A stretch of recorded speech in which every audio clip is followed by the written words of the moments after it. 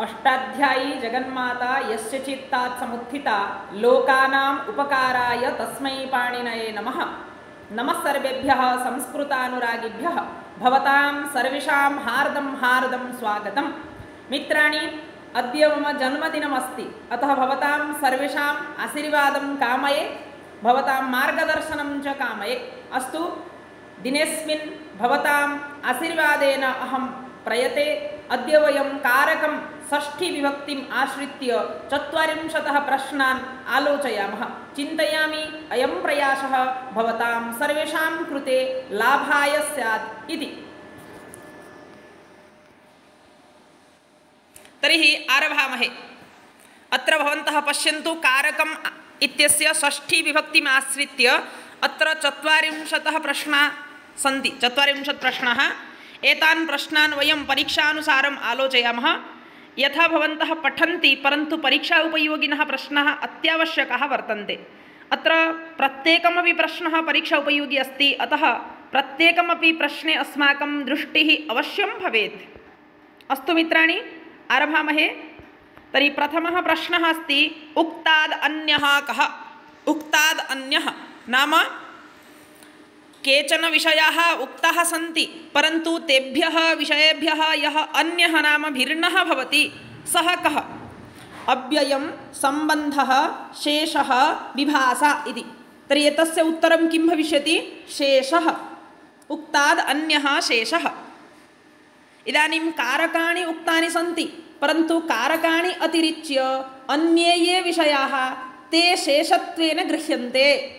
तर्हि यथा सम्बन्धः भवति, सः न उक्तः अस्ति, उक्ताद् अन्यः वर्तते, अतः सः शेषः भविष्यति। इदानीम् एतस्य स्पष्टीकरणाय वदामि। चिन्तयन्तु, अस्माकं कक्षायां 50 छात्राः सन्ति। 50 छात्रेषु अहं केवलं 5 छात्रान् आह्वयामि। 5। तर्हि एते 5 छात्राः उक्ताः अभूवन्, राम, दाम, श्याम, गोपाल, अच्युत इति। परन्तु एतेभ्यः छात्रेभ्यः इतरे ये सन्ति 45 छात्राः, ते शेषाः भवन्ति, यतोहि ते तु उक्ताद् अन्याः सन्ति। तर्हि उक्तात् अन्यः शेषः इति कथ्यते। राज्ञः पुरुषः इत्यत्र कः सम्बन्धः वर्तते? राज्ञः पुरुषः इत्यत्र सम्बन्धः कः? जन्यजनकभावसम्बन्धः, अङ्गाङ्गिभावसम्बन्धः, स्वस्वामिभावसम्बन्धः, स्थान्यादेशभावसम्बन्धः। तर्हि एते सम्बन्धाः षष्ठीशेषे इति सूत्रेण पठितम्। तर्हि एतेषां सम्बन्धानां परिचयः अवश्यं भवेत्। तर्हि राज्ञा सह पुरुषस्य कः सम्बन्धः, अथवा पुरुषेण सह राज्ञः कः सम्बन्धः इति विचारणीयः अस्ति। तर्हि उभयोः मध्ये सम्बन्धः अस्ति स्वस्वामिभावसम्बन्धः। पुरुषः स्व वर्तते, राजा तु स्वामी अस्ति। उभयोः मध्ये स्वस्वामिभावसम्बन्धः अस्ति। तदनु इको यणचि इक् स्थाने अस्ति, यण् आदेशः भवति। तर्हि उभयोः मध्ये इको यणचि इत्यत्र सम्बन्धः कः? स्थान्यादेशभावसम्बन्धः। तदनु गजस्य पादः, हस्तिनः पादः। तर्हि गजः अङ्गी अस्ति, पादः अङ्गं वर्तते। अङ्गम् अस्य अस्ति इति अङ्गी, यथा गुणः अस्य अस्ति इति गुणी, धनम् अस्य अस्ति इति धनी, तथैव अङ्गम् अस्य अस्ति इति अङ्गी। तर्हि गजस्य पादः इत्यत्र उभयोः सम्बन्धः कः? अङ्गाङ्गिभावसम्बन्धः। अङ्गी वर्तते गजः, पादः अङ्गम् अस्ति। उभयोः मध्ये सम्बन्धः अङ्गाङ्गिभावसम्बन्धः। सम्बन्धे षष्ठी भवति। दशरथस्य पुत्रः। अत्र दशरथः जनकः अस्ति। जनकः नाम पिता, यः जनयति। परन्तु जन्यः कः? यः जायते सः जन्यः भवति। तर्हि जन्यः पुत्रः अस्ति, नाम रामः वर्तते। तर्हि दशरथस्य पुत्रः इत्यत्र उभयोः सम्बन्धः कः? जन्यजनकभावसम्बन्धः वर्तते। अत्र कर्मादीनां सम्बन्धमात्रविवक्षायां का विभक्तिः स्यात्? यदा कर्मणामपि सम्बन्धमात्रविवक्षा भवति, नाम शेषत्वविवक्षा भवति, तर्हि तत्र का विभक्तिः भवति? षष्ठी विभक्तिः विधीयते। फलानां तृप्तः, वस्तुतः अत्र फलैः तृप्तः भवेत्। परन्तु अत्र करणस्य सम्बन्धमात्रविवक्षा भवति, अतः षष्ठी भवति। तर्हि अत्र कस्य सम्बन्धमात्रविवक्षा भवति? करणस्य। मातुः स्मरति इत्यत्र सम्बन्धमात्रविवक्षायां कुत्र षष्ठी? कस्य सम्बन्धमात्रविवक्षा भवति? मातरं स्मरति इत्यस्मिन् वाक्ये स्मरति इति क्रिया मातरं, मातरं देवदत्तः मातरं स्मरति। वस्तुतः स्मरति क्रिया, कां स्मरति? मातरं स्मरति। माता तु कर्म अस्ति इदानीं, परन्तु कर्मणः सम्बन्धमात्रविवक्षायां मातरम् इति कर्मणः द्वितीयान्तस्य षष्ठ्यन्तं भवति। अतः मातुः स्मरति इति सम्बन्धमात्रविवक्षायाम्, अतः कस्य सम्बन्धः भवति? सम्बन्धमात्रविवक्षा? कर्मणः सम्बन्धमात्रविवक्षा भवति। हेतुशब्दस्य प्रयोगे हेतौ द्योत्येका विभक्ति भवति। पश्यतु अत्र हेतुशब्दः अपि प्रयुक्तः भवति, हेतौ अपि द्योत्यते, नाम हेतुः अपि द्योत्यते। तर्हि हेतुः अस्माभिः पठितः आसीत् तृतीयायां हेतौ इति सूत्रेण। तर्हि इदानीं तदानीं किम् आसीत्? तृतीयायां हेतुशब्दस्य प्रयोगः नासीत्, केवलम् अध्ययनेन वशति इति। तर्हि प्रश्नः एवं भवति, हेतुशब्दस्य प्रयोगे, हेतुशब्दप्रयोगे का विभक्ति? तर्हि हेतुशब्दस्य प्रयोगः अस्ति चेत् हेतौ द्योत्ये षष्ठी विभक्तिः भवति। मातुः स्मरति इति कर्मणः, एतत् भवद्भिः करणीयमस्ति। अहं तत्र अधः डिस्क्रिप्शन् मध्ये लिङ्क् दास्यामि, भवद्भिः तत्र प्रश्नानां परीक्षा अपि करणीया। हेतुशब्दस्य अप्रयोगे हेतौ द्योत्ये का विभक्ति? पश्यतु अत्र किमस्ति? हेतुशब्दस्य अप्रयोगः नाम प्रयोगः नास्ति, परन्तु हेतुः द्योत्यते। तर्हि तत्र हेतौ इति सूत्रेण तृतीया भविष्यति। अध्ययनस्य हेतोः वशति। पश्यतु तत्र अध्ययनेन हेतुः वशति इति आसीत् हेतौ सूत्रेण, परन्तु अत्र अध्ययनस्य हेतोः वशति अथवा अर्णस्य हेतोः वशति। अत्र षष्ठीविधानं करोति हेतौ कृञः प्रत्ययत्ने षष्ठी हेतुप्रयोगे सर्वनाम्नस्तृतीया। तर्हि पश्यतु अत्र हेतुशब्दस्य प्रयोगः अस्ति, अतः षष्ठी भवति। तर्हि षष्ठी हेतुप्रयोगे इति, हेतुप्रयोगे षष्ठी। सर्वनाम्नः हेतुशब्दस्य च प्रयोगे हेतौ द्योत्ये का विभक्ति भवति? यदा सर्वनामशब्दस्यापि प्रयोगः भवति, पुनः हेतुशब्दस्यापि प्रयोगः भवति, तर्हि तदानीं का विभक्तिः विधीयते?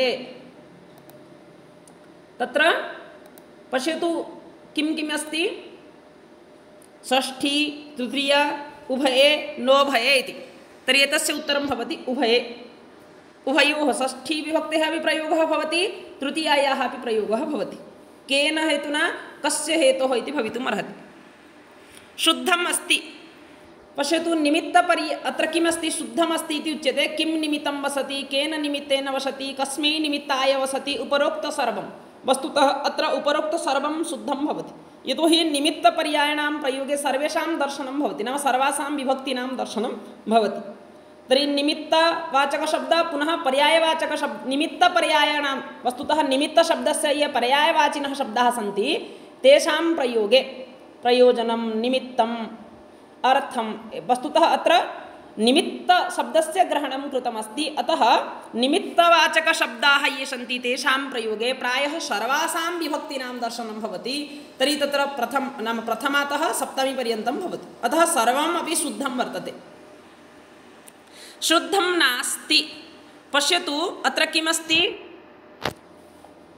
सर्वनामशब्दस्य प्रयोगः नास्ति, तर्हि अत्र शुद्धं नास्ति इति उच्यते। ज्ञानं निमित्तं वसति, ज्ञानेन निमित्तेन वसति, ज्ञानाय निमित्ताय वसति। पश्यतु अत्र किमस्ति? ज्ञानं निमित्तं हरिः सेव्यः, ज्ञानेन निमित्तेन हरिः सेव्यः, ज्ञानाय निमित्ताय हरिः सेव्यः, ज्ञानात् निमित्तात् हरिः सेव्यः। तर्हि अत्र प्रथमा पुनः द्वितीया विभक्ति न भवति। पश्यतु अत्र सर्वनाम्नः प्रयोगः नास्ति, तर्हि अत्र प्रथमा द्वितीया विभक्तिं विहाय अन्याः विभक्तयः विधीयन्ते। तर्हि अत्र तृतीया, चतुर्थी, पञ्चमी, षष्ठी, सप्तमी भवति, परन्तु प्रथमा द्वितीया न भवति। तर्हि एतत् शुद्धं नास्ति। प्रथमं यदस्ति, ग्रामस्य दक्षिणतः पर्वतः अस्ति, अत्र षष्ठी विभक्तिं विदधाति। दक्षिणतः इति पदमस्ति, पश्यतु। तर्हि दक्षिण इति पदात् अतसुच् प्रत्ययः अस्ति।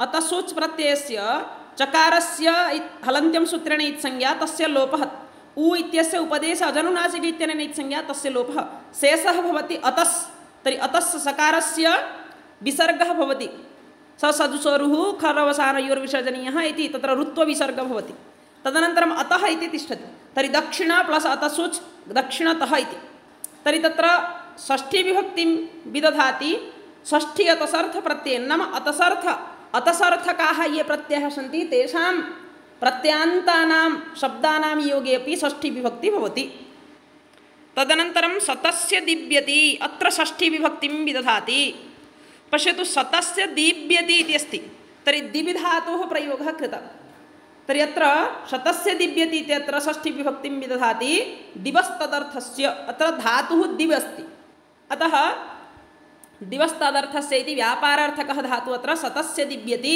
इति षष्ठी विभक्ति विधानं क्रियते अनेनैव सूत्रेण ग्रामस्य ग्रामं वा दक्षिणेन पर्वतः अस्ति दक्षिणेन तर्हि दक्षिणेन इति अत्र कः प्रत्ययः एनप् प्रत्ययः वर्तते एनप् इत्यस्य पकारस्य हलन्त्यं सूत्रेण इत्संज्ञा तस्य लोपः एन इति शेषः तदनन्तरं दक्षिण प्लस् एन अतो गुणे पररूपे सति दक्षिणेन इति भवति तर्हि दक्षिणेन इति एनप् प्रत्ययान्तः शब्दः अस्ति अतः एनपा द्वितीया इत्यनेन षष्ठी अपि भवति द्वितीया अपि भवति तर्हि उभयं ग्रामस्य दक्षिणेन पर्वतः अस्ति ग्रामं दक्षिणेन पर्वतः अस्ति तर्हि उभयं साधु भवति अतः एनपा द्वितीया इति सूत्रेण अत्र षष्ठी पुनः द्वितीया उभये विभक्ति विधीयते तदनन्तरम् अतसर्थप्रत्ययः नास्ति उच्यते पश्यतु अतसर्थप्रत्ययः नास्ति इति तर्हि अस्ताति उपरिष्टात् अस्ताति इत्यत्र अस्तात् इति भवति शेषः अस्ताति इत्यस्य इकारस्य उपदेशः अजनुनासिक अस्तात् रिष्टाति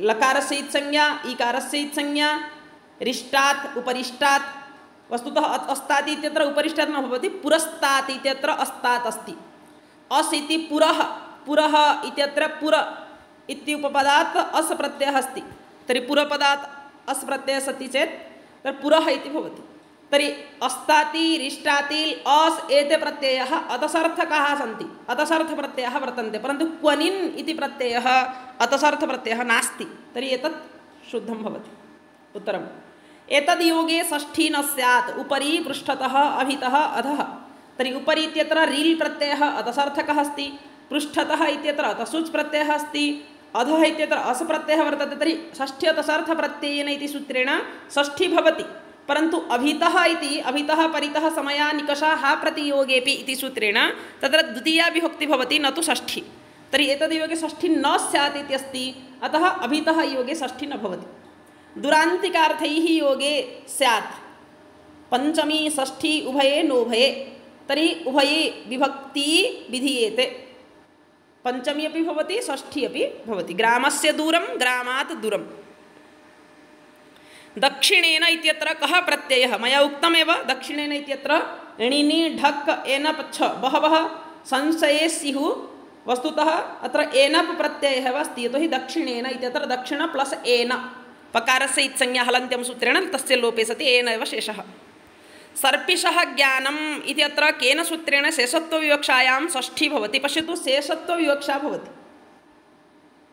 एतत् इदानीं वयम् अग्रे यान् प्रश्नान् पश्यामः प्रायः 5-6 प्रश्नाः तत्र प्रतिपदविधानषष्ठी विधीयते तर्हि प्रतिपदविधानषष्ठी न समस्यते इति तत्र वार्तिकम् अस्ति अतः अत्र पदं निमित्तीकृत्य षष्ठीविधानं भवति न तु शेषे वस्तुतः अत्र प्रत्येकं पदम् आधारीकृत्य षष्ठीविधानं क्रियते तर्हि सर्पिषः ज्ञानम् इत्यत्र शेषत्वविवक्षायां षष्ठी भवति केन सूत्रेण तर्हि क्रुयः प्रतियत्ने अधिगर्थदयेषां कर्मणि आशिषि नाथः ज्ञोविदर्थस्य करणे तर्हि अस्माभिः किं चिन्तनीयं ज्ञानमित्यत्र ज्ञाधातु अस्ति तर्हि ज्ञाधातु कुत्र अस्ति क्रू अत्र अधिगर्थकः अस्ति आशिषि अस्ति नाथधातु ज्ञोविदर्थस्य अत्र ज्ञाधातु अस्ति ज्ञा धातुः ज्ञो इति अस्ति ज्ञोविदर्थस्य अविदर्थस्य ज्ञः नाम ज्ञाधातु वस्तुतः ज्ञाने अस्ति विदर्थकः विदेव अर्थः यस्य सः विदर्थः परन्तु ज्ञानार्थकः यः ज्ञाधातु नास्ति तर्हि ज्ञानार्थकज्ञाधातु नास्ति चेत् प्रवृत्त्यर्थकः ज्ञाधातु अस्ति तर्हि अविदर्थस्य ज्ञः करणे साधकतमे करणे साधने किं भवति षष्ठी भवति। अतः सर्पिषा ज्ञानं, ज्ञानं नाम प्रवर्तनं। कश्चन मार्गे गच्छति, घृतस्य सुगन्धं प्राप्य सः तत्र प्रवर्तते, तर्हि तस्य प्रवर्तनं ज्ञानम् अस्ति। तर्हि प्रवृत्तिः केन जाता? सर्पिषा। अतः सर्पिषा इति अत्र किं भवति? षष्ठी भवति, तृतीयायाः षष्ठी भवति।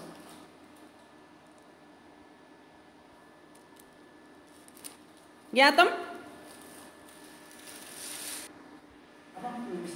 अस्तु, तर्हि मातुः स्मरणम् इत्यत्र केन सूत्रेण शेषत्वविवक्षायां षष्ठी भवति?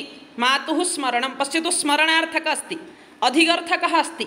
अतः अधिगर्थदयेषाम् इति सूत्रेण अत्र मातुः स्मरणम् इति मातृपदे षष्ठी विभक्ति भवति। एधोदकस्य उपस्करणम्, अत्र क्रू धातु वर्तते, करणम् इति धातुः द्रष्टव्यः भवता। तर्हि अत्र करणम् इति क्रू धातु अस्ति, पुनः प्रतियत्नः चेष्टा अपि वर्तते। तर्हि क्रुयः प्रतियत्ने इति सूत्रेण शेषत्वविवक्षायां षष्ठी भवति। सर्पिषः नाथनम्, अत्र नाथ धातु अस्ति इति अत्र केन सूत्रेण शेषत्वविवक्षायां षष्ठी? पश्यतु, प्रश्नः समानः, परन्तु उदाहरणं परिवर्तते। उदाहरणं दृष्ट्वा तत्र कः धातुः अस्ति अस्माभिः चेतव्यः। धातुः आदौ चेतव्यः। धातुं दृष्ट्वा सूत्रे विद्यमानः धातुः अथवा विद्यमानं पदम् आलोच्य वयम् उत्तरं चिन्वः। तर्हि अत्र नाथनम् इत्यत्र नाथ धातुः अस्ति, आशिषि नाथः इति आशीर्वादार्थके वर्तते। चौरस्य रोगस्य रुजा इति अस्ति। तर्हि अत्र रुजा इति शब्दस्य श्रवणमात्रेणेव रुजार्थानां भाववचनानाम् अज्जुरेः इति सूत्रं स्मर्यते।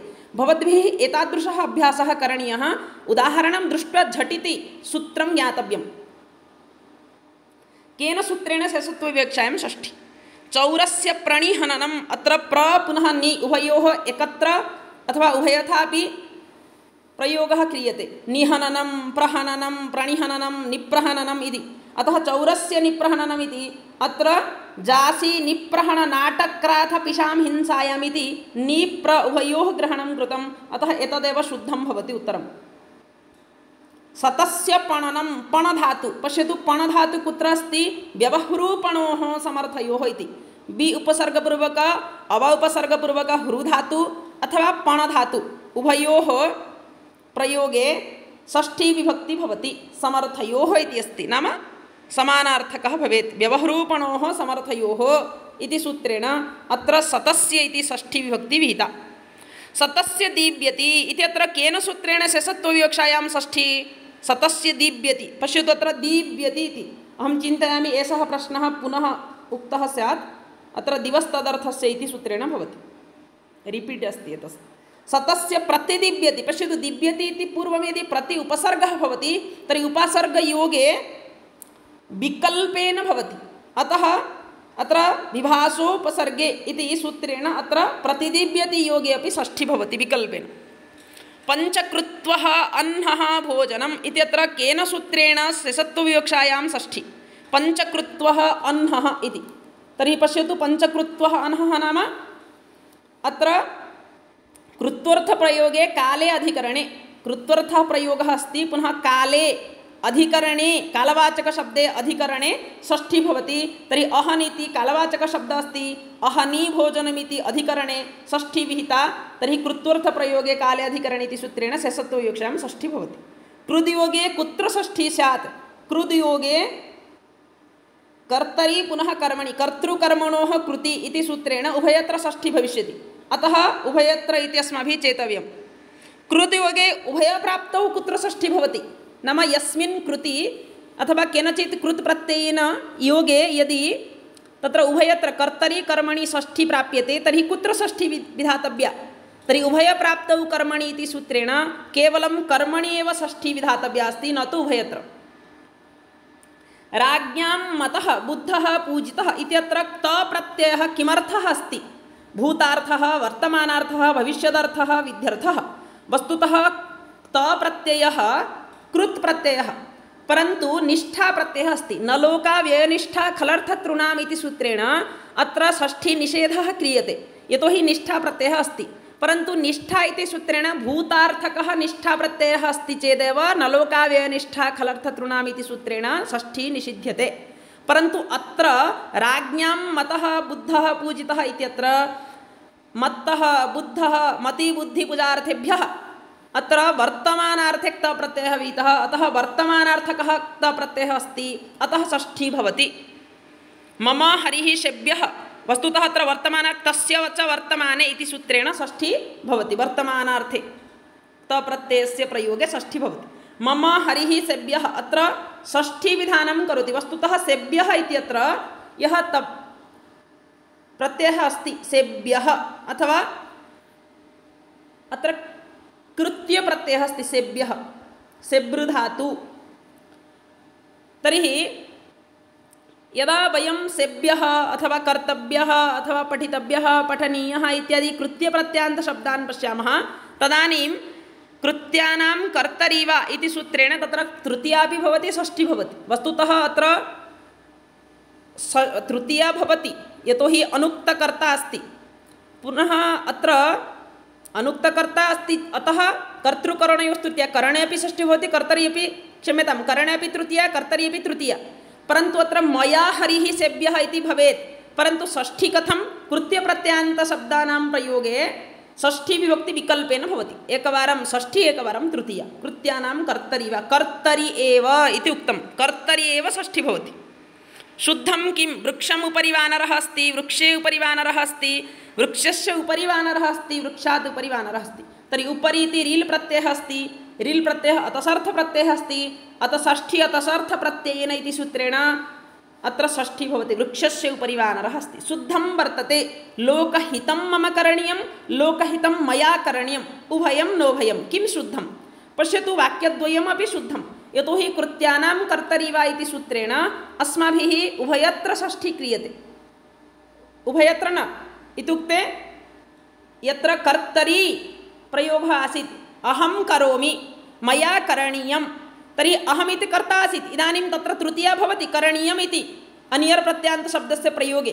परन्तु कृत्यप्रत्ययः अस्ति, अतः कृत्यानां कर्तरि वा इति सूत्रेण कर्तरि षष्ठी अपि भवति, तृतीया अपि भवति। तर्हि उभयं शुद्धं।